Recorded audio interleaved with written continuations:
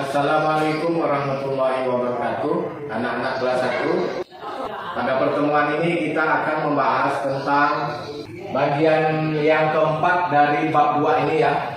Pesan Quran surah Al-Fatihah. Sebelum kita mulai pelajaran, mari kita berdoa. Bismillahirrahmanirrahim. Rabbi zidni ilma warzuqni fahma. Amin. Pada pertemuan kali ini, agar kita bisa memahami pesan dari Quran surah Al-Fatihah ini, di sini sudah ada Bapak buatkan artinya ya.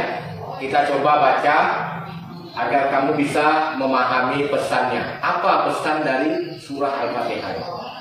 Kita coba membacanya, kita membahasnya sama-sama pada ayat yang pertama.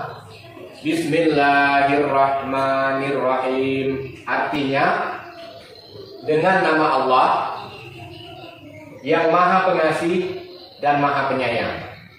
Jadi, lafal basmalah Bismillahirrahmanirrahim ini artinya dengan nama Allah yang Maha Pengasih dan Maha Penyayang.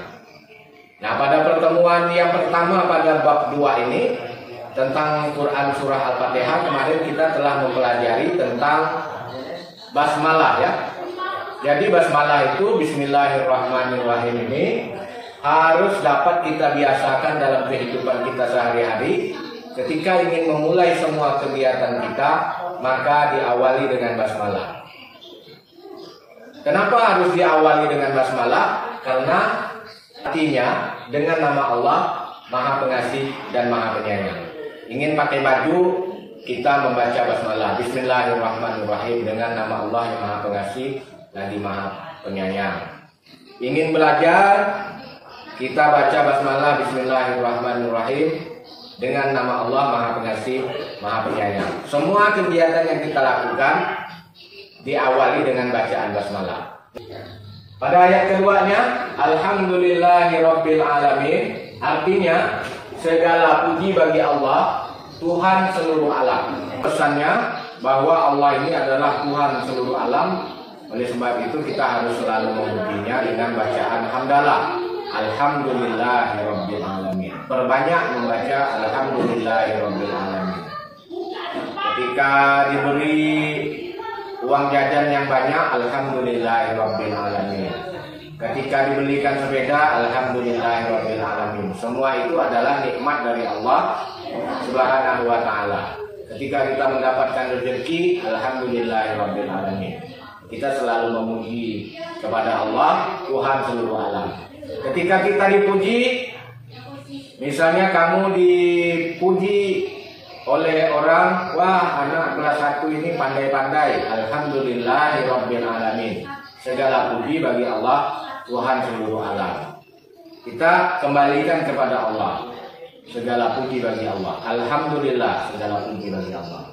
Selanjutnya pada ayat ketiga, bunyi ayat ketiga ini Ar-Rahmanir-Rahim, sama dengan ayat pertama, sepotong ya. Ar-Rahmanir-Rahim artinya Maha Pengasih dan Maha Penyayang.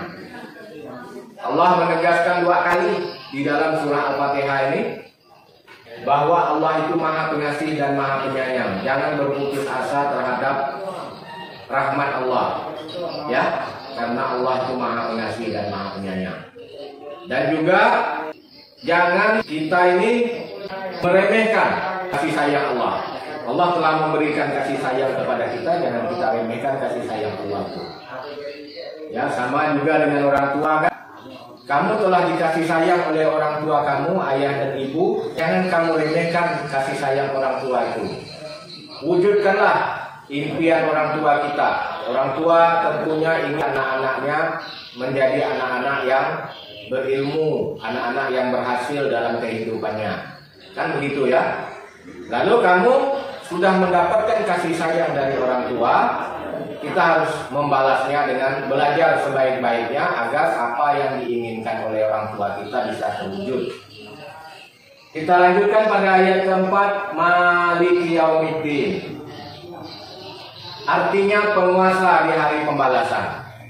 Tidak ada yang lebih berkuasa daripada Allah. Kalau kita melihat ada raja yang sangat berkuasa, kembalikan kepada Allah. Allah lah yang sangat berkuasa. Kalau Allah menginginkan kekuasaan seorang raja, kekuasaan seorang penguasa hancur, maka dia akan hancur. Banyak kisah-kisah yang lalu ya, seperti Raja Fir'aun, Raja Namrud. Jadi Malik Yaumiddin, penguasa di hari pembalasan. Ayat kelimanya, Iyyaka na'budu wa iyyaka nasta'in. Hanya padamulah kami menyembah dan hanya padamulah kami mohon pertolongan.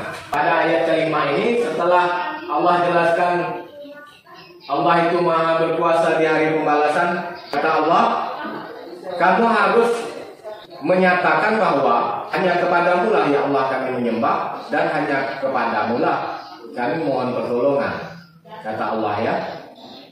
Jadi kita setelah mengetahui bahwa Allah itu menguasai hari pembalasan, kita jangan menyembah yang lain, jangan memohon pertolongan kepada yang lain dengan mengenyampingkan Allah. Ya, itu pesannya, pesan dari Allah di dalam ayat yang kelima ini. Ayat keenamnya, ihdinas siratal mustaqim, artinya tunjukilah kami jalan yang lurus. Setelah kita menyembah kepada Allah, memohon pertolongan kepada Allah, kita berdoa, tunjukilah kami ke jalan yang lurus. Ya Allah, tunjukilah kami kepada jalan yang lurus. Selanjutnya ayat yang ketujuh, jalan yang lurus yang dimaksud Allah itu jalan yang seperti apa yang kita minta. Allah jelaskan di sini, siratal ladzina an'amta 'alaihim, yaitu jalan orang-orang yang telah Engkau beri nikmat. Para nabi dan rasul ya, semuanya diberi Allah nikmat berupa mukjizat, kita mengikuti jalannya. Para wali-wali Allah berikan kelebihan ilmu yang luas, kita memohon kepada Allah, kita juga ingin seperti beliau-beliau ya. Siratal ladzina an'amta 'alaihim ghairil maghdubi 'alaihim waladdallin, dan bukan jalan orang-orang yang Engkau murkai dan sesat. Jadi di ayat yang ketujuh ini Allah mengajarkan kepada kita agar kita berdoa, minta tunjukkan pada jalan yang lurus, jalan orang-orang yang telah Allah beri nikmat. Dan kita berlindung kepada Allah agar kita tidak terikut pada jalan orang-orang yang dimurkai Allah dan orang-orang yang sesat.